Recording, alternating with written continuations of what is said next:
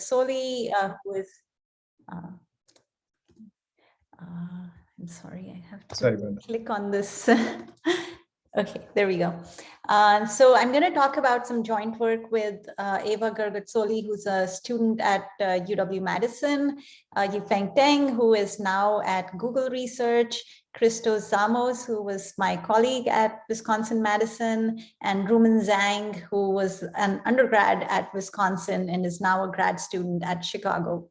And this work appeared at Fox a year and a half ago. So let me describe the problem we're trying to solve here. This is a very classical problem in online decision-making. It's due to Weitzman, who proposed this a few decades back. Here, we're given a bunch of boxes that contain unknown rewards inside them. And the algorithm, what it wants to do is to open these boxes in some sequence. And when it opens the boxes, it gets to observe these rewards, and it gets to select at most one of the rewards to keep with it. And of course, the goal of the algorithm is to maximize the amount of reward it can keep. And it's allowed to go back and select rewards it's seen in boxes it opened before. But the catch here is that it costs a little bit to open these boxes. And so this is, this very neatly captures this idea of price of information. You have a setting here where the input to the algorithm, namely the rewards, are not known in advance. We have some stochastic information about them, but we can also obtain exactly what the rewards are by paying some amount here.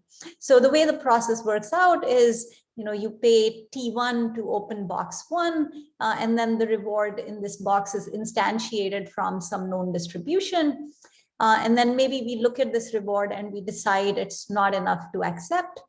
And then we go and open another box, T3 here, we pay T3 to open this, and then reward R3 is instantiated. And then at this point, we might decide that we want to keep this reward R3. And at this point, we forego opening any of the other boxes. Okay. So what is the algorithm's net reward? It's this quantity we chose, namely R3, minus all the penalties or costs we paid for opening the boxes. And we'll call this the probing penalties. Okay, so this is the amount the algorithm pays. And the question really is what is the order in which we should open these boxes? And when should we stop and accept a reward we've seen? And in this talk, I'll focus on the minimization version of this problem, where instead of rewards, what we have in the boxes are costs. And once again, we have probing penalties for opening these boxes. And eventually, we are going to pick just one box. We must pick one box. And our net cost is going to be the cost of that box plus the total probing penalty we pay. Okay, so that's the problem we're trying to solve, and it's a very basic online decision-making type problem, has many different applications that I won't explicitly go into. Okay. So Weitzman proposed this problem, and he also gave a really beautiful and simple solution to this problem. Basically, he said that it's possible to compute an amortized cost for every box, which captures both the reward or the cost contained inside the box, as well as the probing penalty amortized across different events. And so you compute this single cost, and this is also in some contexts called the Gittins index. And then what we do is we pretend that these are the true costs of the boxes. And so we probe these boxes in order of increasing index. And then if we probe a box and we observe that the true cost inside this box is more than the amortized cost, then we don't accept and we move on to the next one. And we keep doing this until we find a box that has observed cost that's smaller than the amortized cost. And then this is the box that we're going to select. Okay. And it turns out that this algorithm is is in fact optimal across all possible policies that we might have for probing and selecting boxes, under the condition that the distributions over costs inside the boxes are independent. Okay, so if we had this independence assumption, then this simple algorithm is optimal. And after Weitzman's work, there's been a lot of a long line of work on extending this model to various different settings with different feasibility constraints and different models of information. And it's been a really fruitful direction of research. Okay. Now, what is our work about? So we are going to remove this assumption in Weitzman's work, and we're going to look at the setting where the costs across these different boxes are distributed according to some joint distribution, and this distribution may have large support. Okay, and one of the important things when we talk about such a situation is the format in which this distribution is given to us. And we're going to assume that this large support, this distribution could be very, very complicated. It could have very large support. It might even have unbounded support. And so it's not necessarily succinctly representable, but we're going to assume that the algorithm is given sample access to this distribution. And the question we're trying to ask is, can we find an optimal or near optimal policy for this online selection problem using sample access to this distribution? Okay. And please interrupt me if anyone has any questions. Feel free to interrupt. Okay. So before I go on and tell you further about this joint distribution setting, let me take a step back and place this problem in the context of other work that's been going on recently in algorithm design. So as all of you know, there are two dominant paradigms for algorithm design that have been around for decades now. The first is the TCS favorite worst case paradigm, where we try to design algorithms without any knowledge of the input to the algorithm. And the second, which has also developed in parallel, is stochastic or Bayesian settings, where we assume that we have a precise model of where the input comes from. We have a precise distribution, and so we can design our algorithm, tune it to that specific model or distribution. And this third intermediate paradigm has arisen very recently, with the recent advances in machine learning, in fact, which is, algorithm design based on data. So perhaps there is an underlying model for the input, perhaps there's some underlying distribution. We don't know what that is. But we can, look at past data, past runs of the algorithm.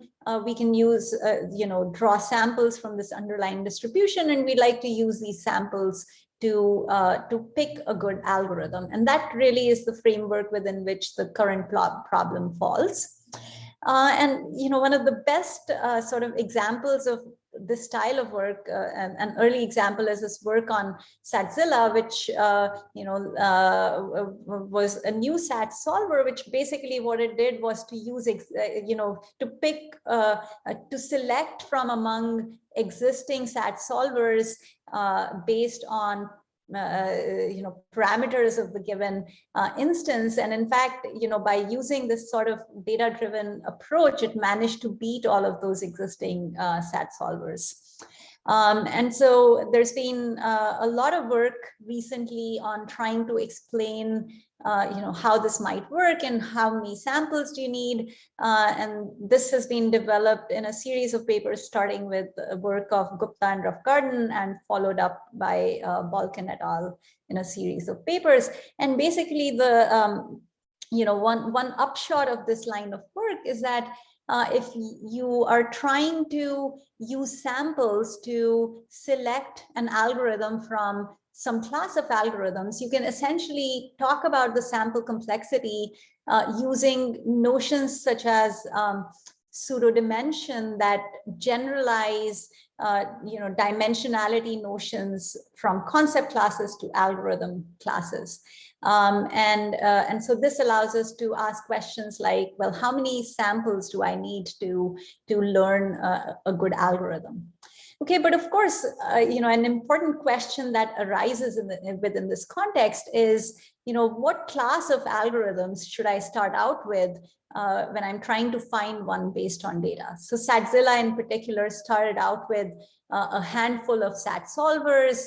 In other contexts, you might pick a parameterized family of algorithms, but what really is that right class of algorithms? It's not always obvious. And a question that we put forth in this work, and that was also suggested in the work of Gupta and Roughgarden, is to use really the framework that's provided to us in worst case analysis to determine which class of algorithms to pick. So what do I mean specifically? I mean, we want to identify some class of algorithms for a given problem which satisfies simultaneously these three different properties. So the first one is really a representation error kind of property. It says that we want this class to always contain an approximately optimal solution, no matter what instance is given to us. The second says that this class of algorithms should be compact or low complexity in the sense that it requires few samples to learn. So this is a low generalization error class. And so already you can see that there can be some tension between representation error and generalization errors. You want your class to be expressive enough for the first bullet point and not too expressive for the second one. And then finally, we also want to be able to optimize over this class of algorithms in an efficient manner, right? And if we can get all three simultaneously, that would be the best possible situation we can hope for. Okay. So this is very nice. It turns out to be a pretty challenging objective, and I know of only a handful of examples where all three are simultaneously achievable. Most often, you can do one or two out of the three, and all three are difficult to get. The Pandora's box problem is going to give us yet another example where we're able to achieve in some form or another all three of these desiderata. Okay. Okay, so coming back to the Pandora's box problem. So again, we're given these boxes, we're given some joint distribution over the costs contained in these boxes, and we have sample access to this distribution. And our goal is to figure out the order in which we should probe these boxes and when we should stop and select a particular box so as to minimize the total probing penalty and the total cost we incur from the box we select. Okay. And again, to remind you, Weitzman's solution is no longer optimal when the costs are distributed according to some joint distribution. Okay. So this is what we want to do. And before we proceed forward, let me describe to you what a policy might look like in this kind of context. So here's sort of a cartoon picture representation of what a policy might look like. And this is what we call a fully adaptive solution in this context. So what it does is it decides to probe a certain box, let's say box 1 here. And then depending on, so it looks like this giant decision tree that forks depending on what it observes. So depending on what C1 turns out to be, we might decide to probe different boxes, or we might decide to stop and select the first box we probed. And then at the next step, what we do next might depend on both C1 and C2 if we probe 2 in this case. And again, we branch here and then decide what to probe, and every branch eventually ends up in stop and select. Okay, we stop and then we select one of the boxes we probed before. So there are two components to such a solution. There's a probing order over the boxes, and this in general depends on everything we've seen so far, the entire history.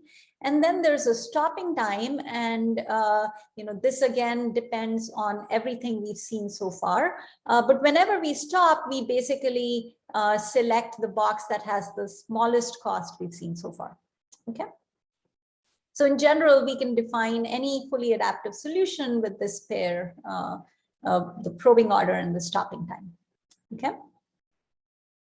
And the objective here, so we're going to assume that for simplicity, that every probe takes a unit, has a unit penalty. And so our objective is just to minimize the total number of probes we do plus the smallest cost we've seen so far. Okay. Okay. Now it turns out that trying to optimize over these fully adaptive solutions is pretty much hopeless. So why? Here's an example to reflect on. So let's imagine that what we are given is a set of n different boxes, and let's imagine that box 1 somehow holds the identity of a box with a really good cost. Okay, so we're going to set up this instance where the cost of box 1 is going to be some large number, but something that encodes a particular integer I. And then it's going to be the case that every box other than I is going to have infinite cost. So really what we are doing is we're looking for this identity of the zero cost box, and anything else will cost us too much. And the identity of this box is contained in box 1. So if only we can, probe box 1 and invert this function f, then we can, of course, pay a probing penalty of 2 and a cost of 0, and therefore the optimal algorithm pays a total of 2.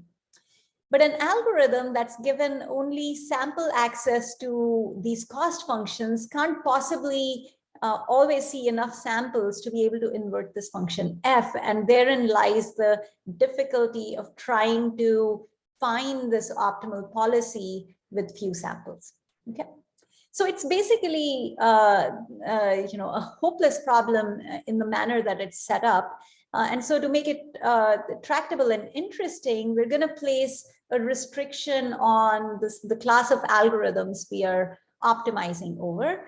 And I'll define shortly a simpler benchmark. So we're not going to be competing against arbitrary fully adaptive policies, but rather will compete against a simpler class of nevertheless powerful policies. Okay, and I want to quickly mention here that there's a very nice related line of work called the optimal decision tree problem, and it's a very similar problem in some ways. And really in that problem, you're trying to find the best fully adaptive policy of the sort I defined, but where we're working with small support distributions. And it turns out that in that context, you can obtain approximation factors that are logarithmic in the size of the support. So it's a related but different model. Okay, so what is the simpler class of policies? These are what I'll call partially adaptive policies or strategies. And basically, these are going to look very much like the kind of strategies that were optimal in Weitzman's setting. Okay, so what are these strategies? So these are going to fix a particular order of probing the different boxes, but then they're going to have some arbitrary rule of that is history dependent based on that will determine when to stop and select the best box found so far. Okay, so here's a partially adaptive probing strategy. It probes boxes in the order of 1, 5, 2, and so on. And it has some potentially complicated set of rules for when it's going to stop. Is it going to stop after probing 1 or after probing 5 or after 2 and so on? And whenever it stops, it's just going to pick the box that has the smallest cost so far. Okay, so that's this class of policies. So again, it has some probing order. This time, this is independent of the instantiated costs. And it's going to have some stopping time, but the stopping time can be a function of the instantiated costs.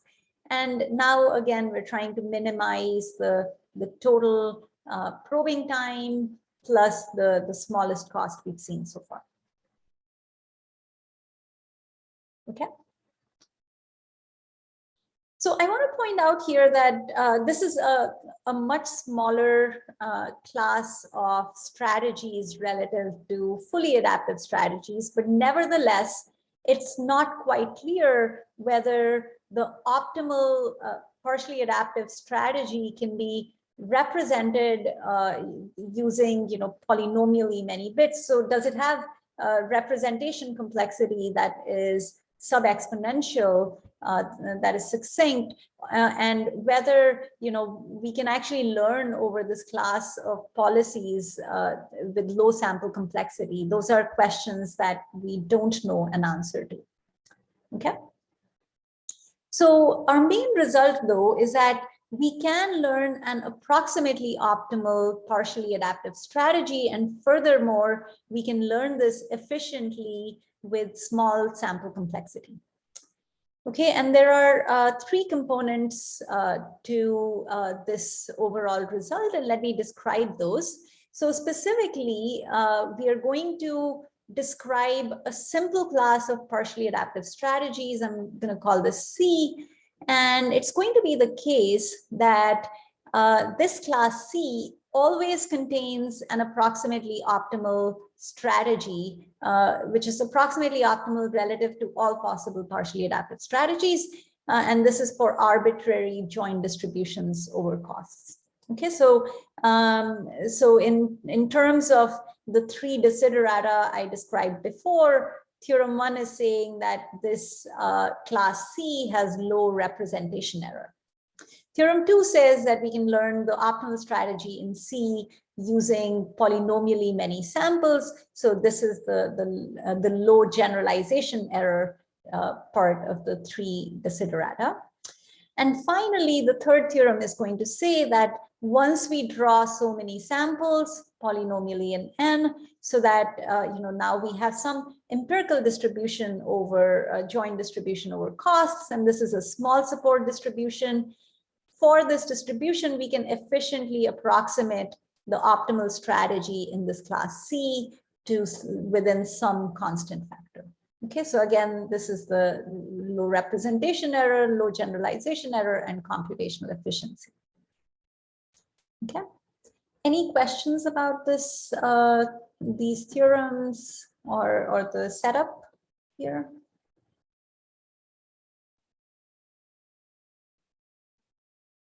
Okay, so that's the main result. Those are the main theorems I'll describe. And in fact, I'll be able to give you proofs of the first 2 theorems on this one slide alone. I'll give you a slightly worse approximation factor here, but these are going to be quite straightforward once we describe what this class of strategies is. So really, this choice of strategies is key here. Okay, so what are these strategies? So a strategy in C, this is going to be a parameterized class, and each such strategy is just going to be parameterized by the probing order over the boxes. So it's some permutation of the boxes, and we're going to have a fixed stopping rule for these strategies. So what is the stopping rule? This just says that we're going to keep track of the total probing penalty we're paying as we go along and open these boxes. And we're also going to keep track of the best solution we've seen so far. And we're going to stop as soon as our total probing penalty exceeds this optimal, this best so far in terms of solution cost that we've seen. Okay. And this should sound somewhat familiar to those of you who are familiar with the ski rental problem or other such online decision-making problems. What this is saying is we're going to keep track of, so you can think of this probing penalty as this renting cost in the context of ski rental that we have to pay every time, and the solution cost as the one-time cost we pay and stop. Okay, and so what this is saying is I'm going to keep track of my total rental cost I'm paying every time, and stop precisely when my one-time cost becomes cheaper than this rental cost that I paid. Okay, and we're going to call this myopic stopping. And let's observe right away that this class of strategies is small in the sense that it only has n factorial different strategies in it corresponding to the n factorial different permutations. And so this immediately tells us that the sample complexity of this class being logarithmic in the size of the class or no more than logarithmic is polynomial in n. Okay, so why is this stopping rule approximately optimal? Well, again, here we can use an argument very similar to ski rental. So, this is a little picture that represents time on the x-axis. So we're probing boxes according to a particular permutation. And this blue line here represents how the best cost I've seen so far changes over time. So this, of course, decreases over time because I update this best cost every time I see a box with a smaller cost than before. So that's the blue line. And if I were to stop at some point, the blue is how much I would incur in terms of the solution cost. And the orange line here is time as it increases linearly. And in particular, this is the total probing penalty that I'm paying over time. So the total amount we would pay if we were to stop at any point of time would be the sum of the blue and the orange, which is shown here by the green curve. Okay, this would be the total cost that we would pay if we were to stop at any point of time. And of course, a hindsight optimal solution would stop wherever the green thing is at its minimum, right? But what the algorithm is going to do is to stop where the orange and the blue cross each other, so namely this point. And let's observe that the green being the sum of the orange and blue has its minimum at least as large as what this point here is, right? And so we are going to stop at this point. We're going to pay the sum of the blue and the orange, which is twice the height of this point.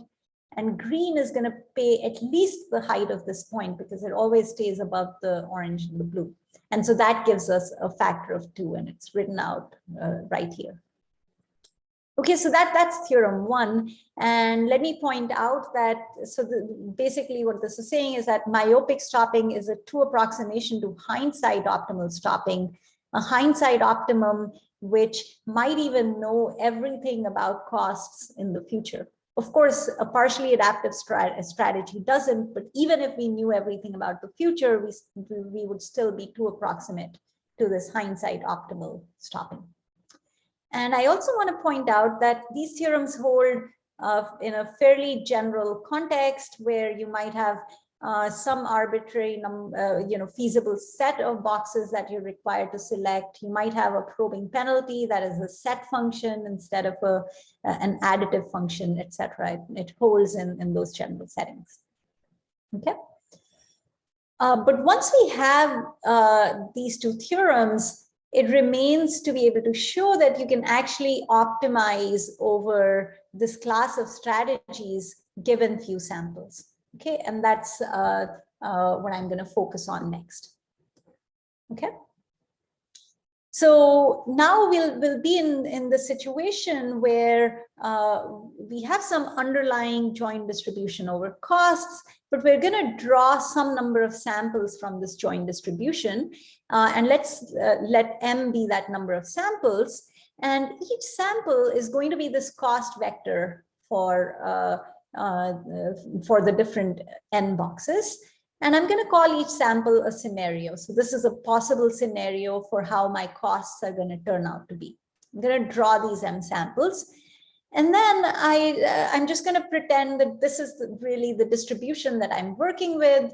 So it's this empirical uniform distribution over m possible scenarios. And now I want to find a permutation so that this pair of this probing order and coupled with the myopic stopping rule is approximately optimal over all possible such probing order myopic stopping pairs. Okay.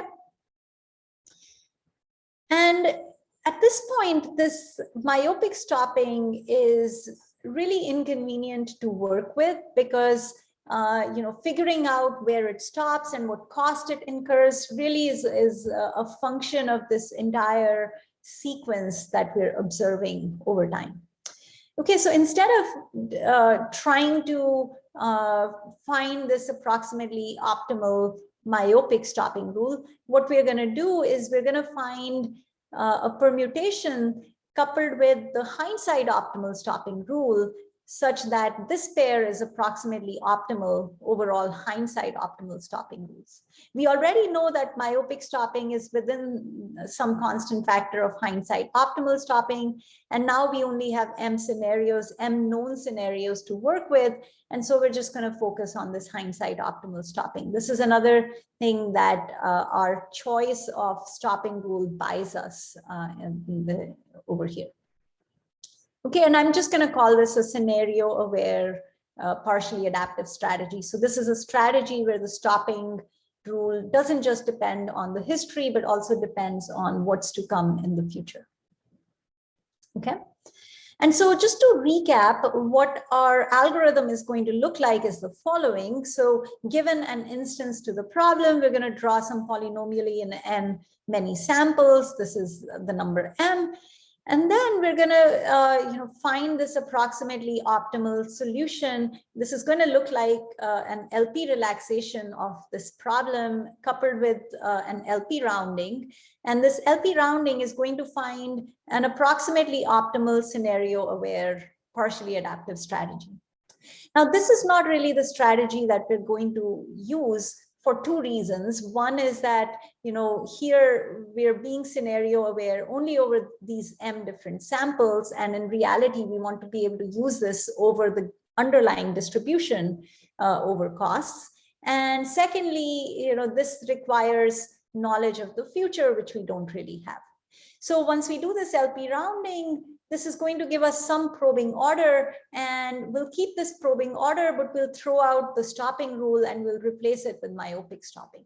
Okay, so that's what we'll do here, and that will give us our final strategy. So it remains for me to tell you what this LP relaxation is and how we do this rounding. Okay, any questions so far?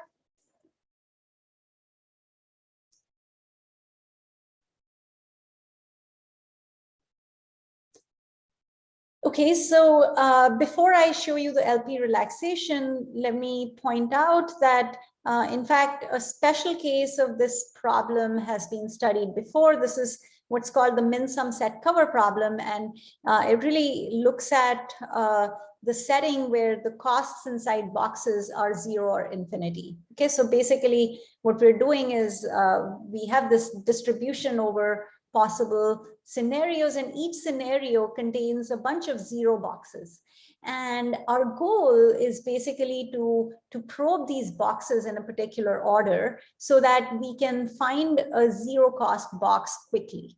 Okay, so we use a single probing order, and the question is how quickly can we get to a 0 cost box? So it's like a set cover problem where we're covering the scenarios. The scenarios are the sets.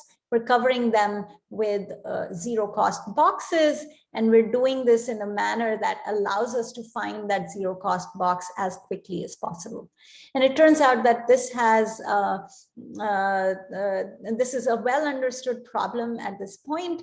There's a 4 approximation for it, and this is exactly tight. So doing better than 4 is NP hard, and there's a greedy solution and an LP rounding solution, and there are many different variants of this feasibility constraints and such that have been studied. So a very nice line of work. Turns out that a greedy approach does not work in our context, but the LP rounding approach we have is very reminiscent of this previous work. So I particularly wanted to point out this connection. Okay, so what does the LP here look like? So basically what it does is it tries to figure out what to probe at any particular point of time, and it tries to figure out what to select at any particular point of time. And these selections can be scenario dependent. So remember, the scenario is this cost vector, but the probing cannot be scenario dependent. So these variables don't have a scenario subscript in them.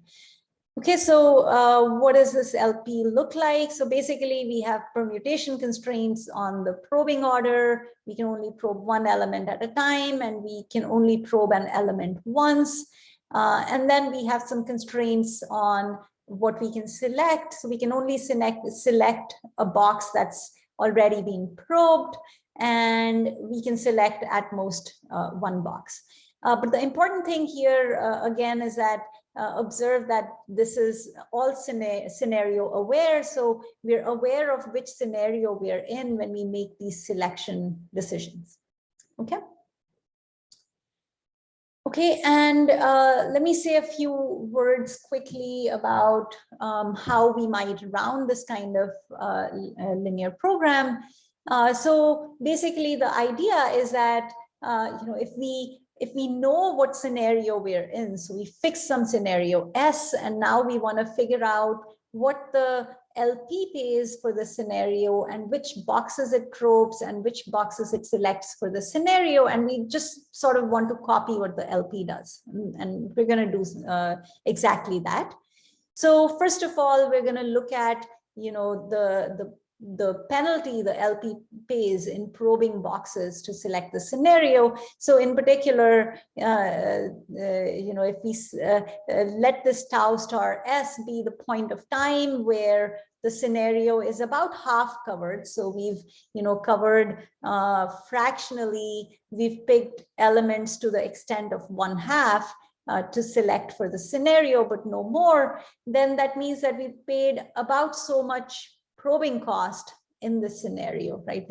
We probe an element at every point of time. We probe a box, and we're at this point of time where we still have a significant amount of mass to select for the scenario. And so this is a reasonable estimate for how much we pay in covering the scenario. And then what we're going to do is we're essentially going to ask, well, let's look at all the elements that were probed by the LP to some fractional extent during this time 1 through tau star S, and let's average these out over the length of this period. So if I were to, probe the same elements, but just once instead of tau star S number of times, then this would be the distribution from which I should probe them to match what the LP is doing. And then likewise, we can also write down the selection probabilities of these elements. So we take the total selection probabilities within this scenario for each element over this interval of time and divide by the length of this interval. So this is the extent to which, if I were to select a particular element, this is the extent to which I would be selecting it. Okay, and so armed with these quantities, basically what we're going to do in this scenario is to just pick an element from this probability distribution, and we'll select it with probability Zi over Yi. So conditioned on I being probed, we want to select it with this probability so that the net probability we're selecting I matches what the LP is doing. Okay, and so we probe exactly one box, so we pay a probing penalty of 1. And then furthermore, we can observe that we selected some element I with this probability, with net probability Zi. So if we sum over all of these Zi's, that's the net probability we selected something at all. And that just turns out to be this 1/2 times tau S star. We have the length of this interval in the denominator, but we cover the scenario with so much probability. Okay, and then furthermore, conditioned on actually selecting something to cover the scenario S, the amount of cost we pay is precisely what the LP pays for it, because we are mirroring the probabilities with which the LP selects these elements. Okay, so all of this is great. And if we wanted to be sure that we do cover the scenario S with some element, we do select some element in the scenario, then we can just repeat this entire procedure. And what it does is it's going to, we're going to repeat it about 2 of tau S star times. And so the probing penalty is going to become this large, but that's also how much the LP is paying in this scenario for the probing penalty within this factor of 2. And then our expected cost, solution cost conditioned on covering the scenario is again within a factor of 2 of what the LP is paying.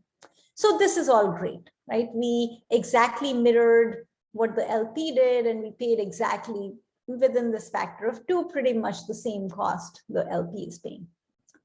The problem is that here we sort of fixed the scenario we're in, and in particular, our probing and our selection were all with respect to this particular scenario that we fixed.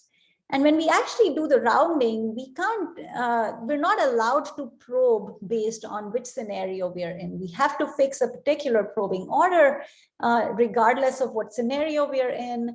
And, but the selection can still be scenario dependent. And so the issue here really is that, you know, this choice of scenario determined for us what this tau star S was, and therefore determined which elements we probed, and this is not allowed. So how are we going to do this? Well, what we do is, you know, the probing order really just depends on this choice of tau star S. So we're just going to take some estimate of this tau star S, and we're going to double this estimate. So we're going to start with tau star S being 1, and then 2, and then 4, and then 8, and so on. And for each such choice of this quantity, and we'll call this phases, we can look at that particular prefix in the LP solution, and once again we can, you know, look at the distribution over elements that are probed. We can pick you know, some number of elements to probe, and because we're doubling this interval every time, the total number of elements we probe you know, doesn't grow too fast. So it's some geometric sum. So that's how we're going to select our probing order. But then for a stopping rule, since we're allowed to be scenario aware, we can actually do something that depends on this tau star S. So for a scenario S, we're going to ignore the first log of tau star S phases, and we're going to go to the first phase that's long enough. And within that phase, we're going to select a box with the right probability distribution, as I showed on the previous slide.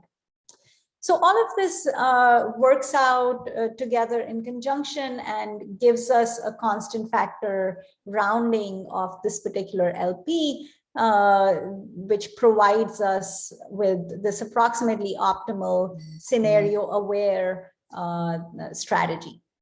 And I should mention here that this sort of LP relaxation and rounding technique also extends to other feasibility constraints, notably settings where you might want to select K boxes instead of just one, or you might want to select an independent set of boxes according to some underlying matroid. Okay, and so to remind you again what we do is we pick some number of samples from the underlying distribution. We set up this LP relaxation and round it to get a good scenario aware strategy. And then this strategy applies only to the samples we drew from the distribution, but what we get out of it is an approximately optimal probing order. And then we pair this probing order with the myopic stopping rule to get our final strategy. And there's of course, some loss in approximation from the LP rounding, and there's also some loss in approximation from going from scenario aware stopping to myopic stopping. And so ultimately, what we get is roughly a 9 approximation for this particular problem. And there's definitely some room for improvement here. I mentioned before that you can't do better than a factor of 4 for a fixed set of samples in the min-sum set cover special case. And so there's some lower bound here, but this is what we get. So there's some room for improvement. And then this extends to a constant factor approximation for the case of K boxes and a logarithmic in rank approximation for the matroid setting. And let me also say a few words about lower bounds here. So one of the questions you might ask is, well, okay, so we want to approximate the optimal partially adaptive strategy. Could we potentially be able to get an improved approximation if in our algorithm we were allowed to use a fully adaptive strategy? So I said before that we can't hope to compete against the optimal fully adaptive strategy, but algorithmically we could certainly try to improve by allowing our algorithm this extra power of using fully adaptive strategies. And it turns out that you might be able to do a little bit better, but you still cannot, beat the performance of the optimal partially adaptive strategy. In fact, even if we were competing against what I'll call a non-adaptive strategy. So a non-adaptive strategy here would be one that fixes a particular subset of boxes that it's going to open and it's going to probe, and it's not going to open anything else. It's going to open this fixed set, and it opens the set, pays all their probing costs, and then picks the one with the smallest cost. So that's what I would call a non-adaptive strategy. And an even simpler objective might be to ask, well, can I approximate the optimal non-adaptive strategy? Okay. And it turns out that there's a computational lower bound for that. So allowing the full power of fully adaptive strategies for the algorithm, for a computationally bounded algorithm, we cannot approximate the best non-adaptive strategy better than some factor greater than 1. This comes from a reduction from set cover. So it's really an NP hardness result. Okay, and of course the same applies to K boxes, and then for matroids, it turns out that this lower bound goes all the way up to logarithmic in the rank of the matroid. So the gap between the upper and lower bound is just a constant. Okay, so that's a quick recap of our results, and I'm going to wrap up now. At a high level, what we try to do here is to consider this approach to a stochastic algorithm design problem where we're given sample access to the underlying distribution over the input, where we said that what we really wanted to do was to identify some class of algorithms that on the one hand always contain a near optimal solution, and on the other hand are also learnable from few samples drawn from the distribution. And it would be nice to see other such examples that are able to achieve both of these simultaneously. And more specifically for Pandora's box, thinking about this case of correlated costs is very interesting. And as I said before, in its full generality, when we're competing against fully adaptive strategies, this is basically a hopeless problem. So one has to either restrict the class of distributions over costs, or one has to restrict what we're competing against. And both of those are very interesting further directions to explore. So in particular, are there other kinds of benchmarks, maybe somewhere in between partially adaptive and fully adaptive, that are also approximable for this problem? And are there other restrictions one could imagine on distributions besides small support distributions where one can achieve good approximations? And then finally, there are interesting combinatorial settings one could consider in this context, many of which are still open. Okay, so lots of food for thought, and I'm going to stop here and happy to take questions. Thank you.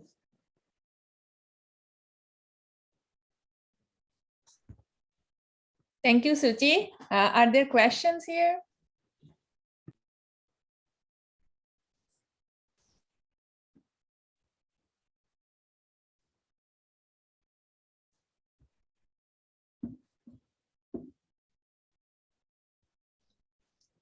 Quick question, like I might be missing something trivial, but like the initial LP where your stopping strategy was scenario aware. So doesn't that give you something for fully adaptive algorithms? So the initial LP, the probing order is indeed a fixed probing order that does not depend, that's not history dependent. So a fully adaptive strategy would in fact, I guess your question, so okay, so let me say that, if we were in a small support distribution setting where we only had M different scenarios, then the LP does capture fully adaptive strategies. But in a situation where we only have sample access and the underlying distribution is arbitrary, not necessarily small support, then we can't express that, right? Because the LP only takes these M samples and describes those. Okay. Yeah, but you could imagine in the LP, having the probing order. So the way that I set it up, the probing order is independent of the scenarios, but you could imagine setting it up so that, so this is the X's are the permutation over the boxes. And these, the LP necessarily makes them scenario independent, right? Yeah. Yeah, so somehow you'd have to encode, you'd want to encode the fact that the probing order depends on the history, but not the future. And actually, even in a small support distribution setting, I'm not sure if there's a small size LP that would do that. Okay. Yeah. Yeah, and actually that's, so, this optimal decision tree problem, which is really a special case of the Pandora's box setting, does try to come up with, so there the optimal decision tree is allowed to, be this kind of fully adaptive tree. And it's not clear that it's a small sized tree. And so that's, yeah, one of the challenges. Yeah, so I'm not sure that with few scenarios, there's a poly-sized LP that will encode arbitrary fully adaptive strategies.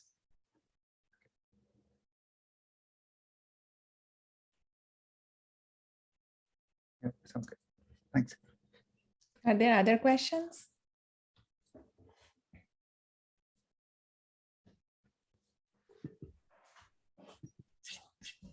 If not, let's thank you, Shuchi, for coming today and giving the talk. Like, this talk has been recorded and we will be posting it on YouTube as well. Thank you. Thanks, everyone. Yeah. Thank you.